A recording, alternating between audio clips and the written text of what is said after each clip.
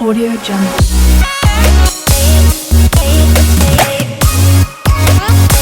Audio Jungle.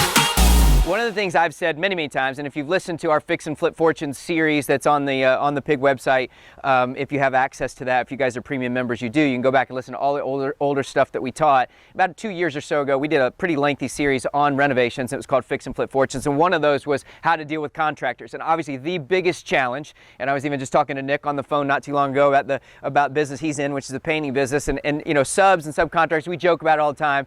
If you can find any of them that show up on time and sober, it's like that's half the battle, right? You've won it, right? So the biggest challenge in this business, if you want to do a lot of renovations, if you want to do one renovation, if you want to scale, if you want to do anything that involves subcontractors, it's just a business that you're not always dealing with the most savory of characters. And that's no offense to any of you that may be in the construction business, but the vast majority of them, it can be a challenge, right? So that is the biggest challenge in this business.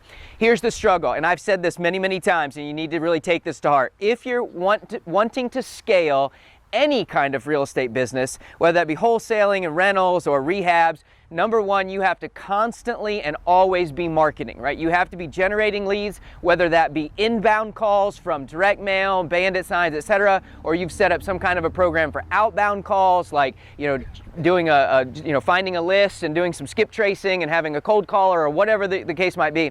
You have to be constantly, my We Buy Ugly Houses guys knows this, you got to be constantly generating leads, right? Again, if it's scale that you're looking for, if you want to do one rehab a year or two rehabs a year, you can rely on relationships with other wholesalers, or, you know, find a kind of sort of deal off the MLS every once in a while. Fine. If you want to scale, you have to be generating leads, or you're never going to find enough just from, you know, other people to generate a large business. You got to be finding that. You got to constantly be finding private money. That search should never stop. Some of our highest end investors, Bill Allen and many others that are doing, Jared Irby, that are doing 7 figures a year, they're constantly cultivating relationships, trying to build and find private money. Why? Because, you know, you never want to not do a deal because you don't have the money. And even though those guys are flush with cash and have a lot of money, more opportunities come, you need to have more money. Plus, the more private money you have, the better terms you can negotiate. So if you got 10 people wanting to give you money and get a return, you can work them against each other to get the best, lowest rate and the best, you know, deal for yourself. So you want to be finding private money. And then, of course, if you get into syndications and multifamily and commercial and all that kind of stuff, you'd want to have access to it, right?